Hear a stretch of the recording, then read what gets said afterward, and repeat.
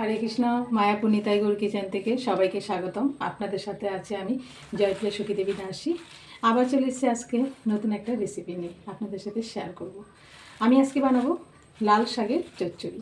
এই দেখুন লাল শাক নিয়েছি, শাকগুলি আমি কেটে নেব না, এই যে বেছে নিয়েছি, এই যে কুচি কুচি লাল শাক, শুধু আগাটা নিয়েছি এরকম। এর সাথে একটু আলু আর বেগুন দিয়ে এই চচ্চড়িটা করব। তাহলে চলুন দেখে নিই কীভাবে বানাতে হয়। এখানে আমি একটা কড়াই বসিয়ে দিয়েছি, এখানে আমি সরষের তেল দিয়ে দিচ্ছি।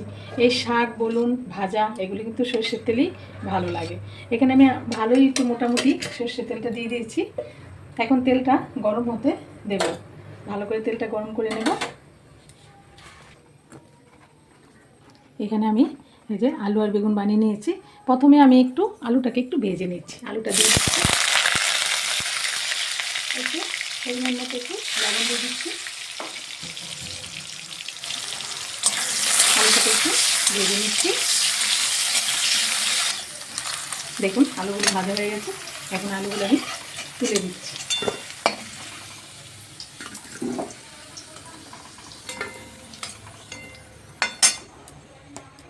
এখন আমি এখানে আর অল্প একটু তেল দিয়ে দেবো, আর দেবো না একবারে, কারণ অনেকটা পরিমাণে শাক আছে। এখানে আমি 1 চামচের মতো তেল অ্যাড করলাম। এখন তেলটা গরম হয়ে যাচ্ছে। এখানে আমি কালো জিরে, এই যে কিছুটা কালো জিরে দিয়ে দিচ্ছি, আর এখানে 4টে কাঁচা লঙ্কা দিয়ে দিচ্ছি। আর এখানে আমি একটু হিং ব্যবহার করছি, হিংটা দিলে একটু টেস্টটা বেড়ে যাবে। আর এখানে আমি বেগুন নিয়েছিলাম, বেগুনগুলি দিয়ে দিচ্ছি। বেগুনটা ভালোভাবে ভেজে নিচ্ছি। এই যে কালো জিরেটা ভাজা হয়ে যাবে, বেগুনটা ভাজা হয়ে যাবে। এর মধ্যে আমি অল্প একটু স্বাদ মতো লবণ দিয়ে দিচ্ছি, আর অল্প পরিমাণে একটু হলুদ গুঁড়ো দিয়ে দিচ্ছি। শাক তো, শাকের মধ্যে একটু হলুদ কম দিলেও অসুবিধা নেই। এই যে একটু ভেজে নিচ্ছি অল্প আছে, বেগুনগুলো একটু লালচে করে। বেগুনটা অনেকটা পরিমাণে হয়ে গেছে ভাজা। এখন আমি এখানে শাক নিয়েছিলাম, শাকটাও দিয়ে দিচ্ছি। ভালো করে জলটা দিয়ে শাকটা, লাল শাক কিন্তু জল উঠে, তার জন্য শাকটা একটু ভালো করে জল দিয়ে দিতে হয়। এখন এটা আমি ভালোভাবে মিশিয়ে দিচ্ছি।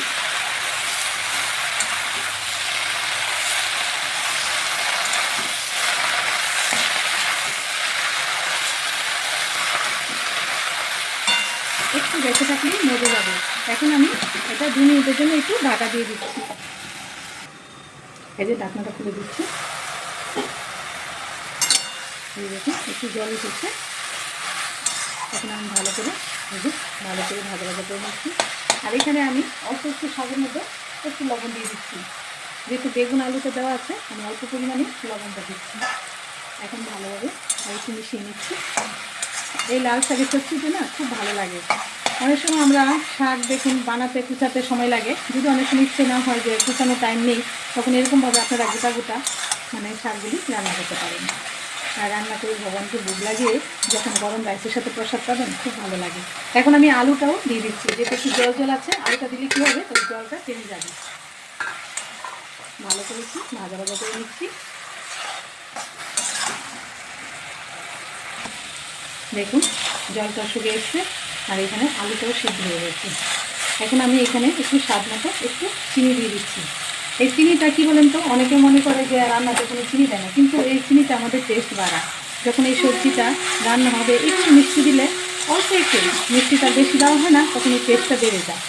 আর দেখুন কতগুলো শাক ছিল, একদম শাক একটুখানি হয়ে গেছে, একদম মজে গেছে। এখন আলু আর বেগুনটাই দেখা যাচ্ছে। এই যে বেগুন তো সিদ্ধ হয়েই গেছে, আলুটাও সিদ্ধ হয়ে গেছে, আর একটু ভাজা করে নিচ্ছি। এই লাল শাকটা খুব ভিটামিন, এই শাকটা বাচ্চাদের জন্য খুবই প্রয়োজন। বাচ্চাদের এরকম নানানভাবে পদ্ধতি করে রান্না করে খাওয়াতে হবে। অনেক বাচ্চারা শাক ভাজা খেতে চায় না, তখন এরকম সুন্দরভাবে রান্না করে দিলে বাচ্চারা শাকটা হয়ে যাচ্ছে। এই যে ভাজা হয়ে গেছে, আর কিন্তু কড়াতে লাগছে না কিন্তু, তার মানে শাকটা আমার ভাজা সুন্দর হয়ে গেছে। এই যে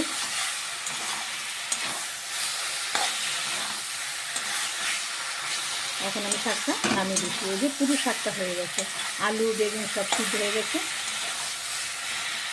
দেখুন রেডি হয়ে গেল লাল শাকের চচ্চড়ি। কি সুন্দর, অল্প টাইমের মধ্যে একদম আলু বেগুন ঘরেই থাকে, এরকমভাবে চচ্চড়ি করে আপনারা ভগবানকে বুক লাগিয়ে প্রসাদ পাবেন। আর সবাই ভালো থাকবেন, সুস্থ থাকবেন। আবার দেখা হচ্ছে পরের ভিডিওতে। হরে কৃষ্ণ।